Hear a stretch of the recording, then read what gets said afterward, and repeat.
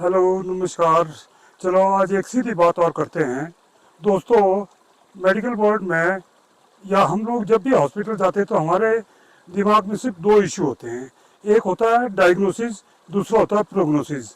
Diagnosis हम सब जानते हैं, लगभग हम सब जानते हैं। डायग्नोसिस मतलब बीमारी का नाम क्या है। दूसरा होता है प्रोग्नोसिस कि मतलब इस बीमारी से अब होगा क्या, पेशेंट के साथ उसका जो लाइफ का कोर्स रहेगा कैसे। अब मैं आपको एक उदाहरण देता हूँ। मान लो आप हॉस्पिटल गए और हॉस्पिटल में पता चला कि आपका ब्लड प्रेशर ज़्यादा है, और आपने साथ में ये बता दिया कि पहले भी चेक किया था तो ये ब्लड प्रेशर ज़्यादा ही था डॉक्टर साहब। तो वहाँ बन गया आपका डायग्नोसिस हाइपरटेंशन का। अब ये हाइपरटेंशन तो एक डायग्नोसिस है।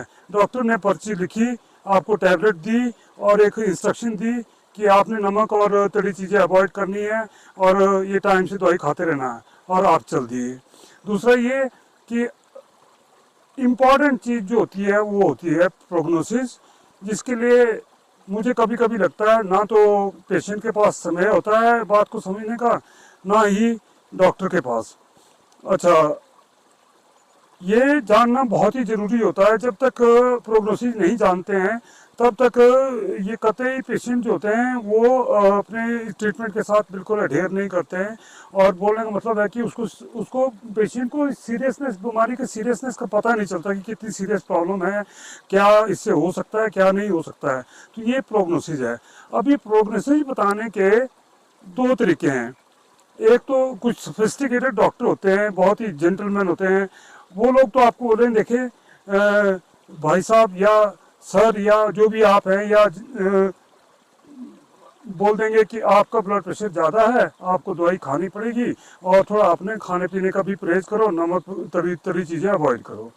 तो ये एक सोफिस्टिकेटेड तरीका है और वो आप सुन के चल दिए। दूसरा ये है कि आप पेशेंट को बिठाएंगे और बताएंगे कि भाई आपके ब्लड प्रेशर ज़्यादा है, और ये अगर आप कंट्रोल नहीं करेंगे तो आने वाले समय को आपको अधरंग का अटैक भी पड़ सकता है, हार्ट अटैक भी पड़ सकता है, आपकी किडनियां भी खराब हो सकती है, आंख के पर्दे भी खराब हो सकते हैं, और तरह की शरीर में बहुत सारी इससे कॉम्प्लिकेशन खड़ी हो सकती हैं। ये है एक ब्लंट तरीका बात को बताने का। परंतु इस ब्लंट तरीके का नुकसान क्या है? नुकसान इसका डॉक्टर को ही है। क्या क्या नुकसान है डॉक्टर को? कि जो पेशेंट है वो क्या मैसेज देता है कि ये डॉक्टर तो बहुत ख़राब है, इस डॉक्टर ने तो इतना कुछ बोल दिया कि ये हो जाएगा वो हो जाएगा। अब पेशेंट एकदम घबरा गया है, अब वो डॉक्टर को भला बुरा बोलते हुए निकल जाएगा।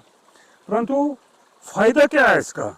फ़ायदा इसका ये है पेशेंट को कि पेशेंट को ये क्लियर हो चुका है, ये प्रॉपरली बात रजिस्टर हो चुकी है पेशेंट के दिमाग में कि हाइपरटेंशन से शरीर में क्या क्या नुकसान हो सकते हैं। बोलने का मतलब है कि patient is now well informed about the fact. अब अगर वो समय से दवाई खाएगा, अपने खान right approach to stop the hypertension जिसको हम बोलते हैं वो है, तो वो उसके साथ अडेयर करेगा। तो डॉक्टर से अगर वो क्या बोलते कंपोज्ड एंड काम मैनर में अप्रोच करेगा तो डॉक्टर उसको सारी चीज़ें बताएगा कि क्या करने से क्या होगा, क्या करने से क्या नहीं होगा।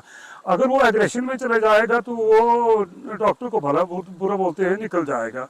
तो देखो, अब ये इस प्रोफेशन की बहुत ही दुर्भाग्य है कि ये परिस्थितियों का सामना हमेशा करना पड़ता है। जो हमारी बुक्स हैं वो साफ क्लियर बोलती है कि डॉक्टर को डायग्नोसिस के बाद शुद्ध शब्दों में, शब्दों को किसी तरह से मिक्स ना करते हुए पेशेंट को और पेशेंट के जो इमीडिएट अटेंडेंट है उसको क्लियर बताना है कि आपके पेशेंट को या पेशेंट को क्या तकलीफ है और आने वाले भविष्य में क्या क्या संभावनाएं हैं, क्या क्या हो सकता है। ऐसा करने से पेशेंट जो है अपने, अगर अब देखो जो दूसरे अप्रोच है डॉक्टर की उसमें सीधे क्लियर शुद्ध शब्दों में उसके मुंह पे वो बात रख देने का, उससे क्या होता है कि पेशेंट घबरा तो जाता है, ये तो मानने वाली बात है, परंतु काफ़ी ज़्यादा संभावना होती है कि वो पेशेंट जो है वो दवाई लेगा और टाइम से दवाई का सेवन करेगा, अपने डाइट को मॉडिफाई करेगा, अपने ब्लड प्रेशर को घर में भी मॉनिटर करेगा और हॉस्पिटल में भी टाइम से आके अपने ब्लड प्रेशर को मॉनिटर करवाएगा और उन सब समस्याओं से बचेगा। किन समस्याओं से? अधरंग के अटैक से, हार्ट अटैक से, गुर्दे खराब होने से, आंख का पर्दा खराब होने से, गैंग्रीन होने के समस्या से, और भी बहुत सारी समस्याएं हैं जो नहीं भी बोलेंगे तो चलेंगे, पर इस 4 बातों से वो बचेगा। और जो पहले वाली परिस्थिति थी जिसमें डॉक्टर ने सिर्फ इतना बोला कि आपका ब्लड प्रेशर थोड़ा बढ़ गया है तो आप नमक कम खाएं और दवाई टाइम से खाते रहें, उसमें क्या होता है ज़्यादातर टाइम? उसमें ये होता है कि पेशेंट घर जाता है, कुछ दिन दवाई खाता है और दवाई का सेवन करने के बाद और 8-10 दिन 15 दिन बाद वो जब ब्लड प्रेशर चेक करता है तो उसको पता चलता है कि मेरा ब्लड प्रेशर कंट्रोल में है, तो बोलता अब तो ब्लड प्रेशर कंट्रोल में हो गया, दवाई बंद कर दो। और वो दवाई बंद करता है, फिर से वहीं पहुंच जाता है। तो ये भी शुद्ध शब्दों में बताना पड़ेगा कि अगर आप इन दवाइयों से जब आपका ब्लड प्रेशर कंट्रोल में आएगा तो उसका मतलब ये नहीं है कि दवाई बंद कर दो।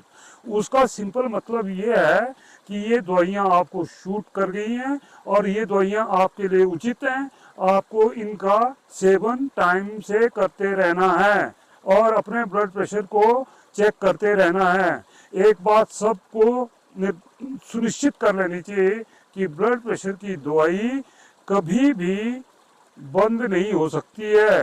वो कम हो सकती है उसकी डोज, ज़्यादा हो सकती है उसकी डोज। अगर आप परहेज नहीं करेंगे, अपना ध्यान नहीं रखेंगे, स्ट्रेस में पड़े रहेंगे तो दवाई की डोज बढ़ सकती है।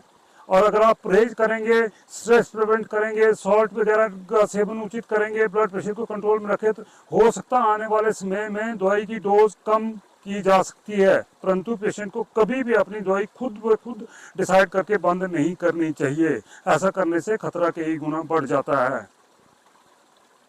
मेरे को लगता है कि आपको मैं ये बात सुनिश्चित करने में सफल हुआ हूँ।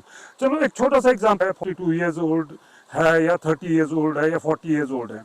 अब वो आया पेशेंट, उसका पेट फुला हुआ है, जॉन्डिस हुआ पड़ा है और खून की उल्टी हो गई है, उल्टी सीधी बात कर रहा है। तो डॉक्टर ने हिस्ट्री वगैरह ली, उसके जांच जूझ कराए, पता लगा कि पेशेंट को सिरोसिस हो गया है और वो भी डिकम्पनसेट हो गया है। अब पेशेंट की उम्र कितनी है? 35 साल। 5-6 साल पहले शादी हुई है और 2 छोटे छोटे बच्चे हैं। अब इस व्यक्ति के साथ क्या है? पता चला कि ये सिरोसिस शराब के सेवन से हुआ है। निरंतर शराब का सेवन करते रहने से ये सिरोसिस हुआ है।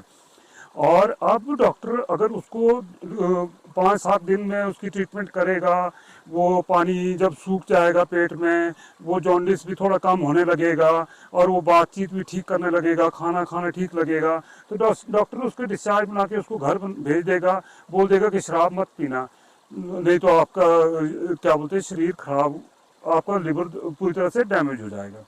और पेशेंट देखता है 10-15-20 दिन की, महीने दिन की जितनी भी दवाई उसने ली है उसका सेवन वो उतने दिन करता रहता है। उसके बाद उसको लगता है कि मैं ठीक हो गया हूँ अब, और ठीक होने के बाद वो फिर से अपने दोस्तों के साथ शराब का सेवन शुरू कर देता है और फिर से वो वही सिरोसिस में 1 महीने 1.5 महीने बाद आ जाता है।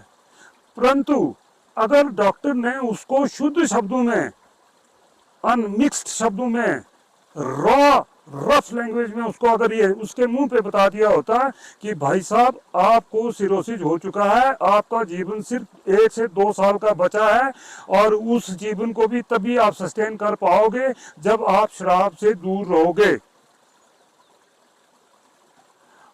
ऐसे व्यक्ति जो दूरी बनाएगा उसकी संभावनाएं कहीं ज्यादा बढ़ जाती हैं।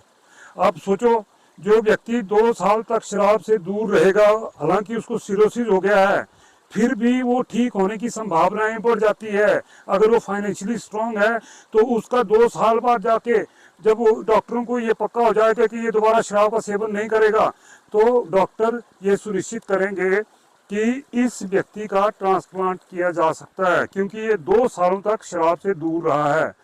परंतु ऐसे किसी भी व्यक्ति का ट्रांसप्लांट नहीं किया जा सकता है जो निरंतर शराब पीता रहता है। उसको बड़ा सा बड़ा हॉस्पिटल ट्रांसप्लांट नहीं करेगा। कोई भी डॉक्टर कितना भी पैसा लगा दे ट्रांसप्लांट नहीं करेगा, क्योंकि सबसे पहली कंडीशन ये होती है कि पेशेंट जो है वो क्लीन रहना चाहिए। क्लीन रहने का मतलब शराब उसने 2 सालों तक ना पी हो। जब ट्रांसप्लांट का प्रोसेस होता है उसमें तो 6 महीने तक की कंडीशन होती है, पर मैं आपको पहले दिन से जब डायग्नोसिस बना उससे अगर 2 साल तक की हिस्ट्री बन जाती है पेशेंट की, या साल भर भी बन जाती है, उसके बाद उसके ट्रांसप्लांट करके उसका जीवन नॉर्मल होने के चांसेस होते हैं। परंतु अगर जो व्यक्ति बिल्कुल ही नहीं सुनता है, जो शराब ही नहीं छोड़ता है, जिसको सिंपल प्लेन जिसको शुद्ध शब्दों में ये बात नहीं समझाई गई है, उसके बहुत चांसेस है कि दोबारा से वो शराब पिएगा और दोबारा से अपने जीवन को खराब करेगा। तो ये बातें बोलने में सुनने में कड़वी होती हैं, पर ये हकीकत के बहुत क्लोज होती हैं। बेसिकली ये ही एक्चुअल प्रिंसिपल है। जो मिक्सिंग नहीं करता है वर्ड के साथ, शुद्ध शब्दों में शुद्ध बात को पेशेंट तक पहुंचाता है, वहां पे उसके जिंदा रहने के, उसके जीवन को अच्छा होने की संभावनाएं कई गुना बढ़ जाती हैं। परंतु लाइटली मैसेज कन्वे करने से बहुत ज़्यादा टाइम लोग उस बात को इग्नोर करते हैं, इग्नोर करने के चांसेस होते हैं और उनकी जीवन खत्म हो जाता है। भले ही आपको जिस व्यक्ति ने लाइटली ये बात बता दी है, आपको हमेशा वही व्यक्ति, वही डॉक्टर बहुत अच्छा लगेगा। जो बंदा मिक्स किए बगैर आपके मुंह पे आपको शुद्ध शब्दों में बताएगा वो आपको कतई अच्छा नहीं लगेगा। परंतु जीवन आपका है, सत्य जानने ही सब समस्याओं का उपाय होता है। इसलिए दोस्तों, इसी के साथ मैं आप लोगों को अलविदा कहता हूँ। आज मैं खोखन सेंचुरी में, खोखन बर्ड सेंचुरी में घूमने आया था, तो चलते चलते क्योंकि मैं अकेला था तो मुझे ख्याल आया कि मैं थोड़ा सा आप लोगों के साथ इस विषय पे बात कर लूँ, तो मैंने ये वीडियो बना दिया। आपको पसंद आई हो तो शेयर करें, लाइक करें और इस चैनल को सब्सक्राइब करें। मैं इस तरह के हिंट्स आपको हमेशा देता रहूँगा।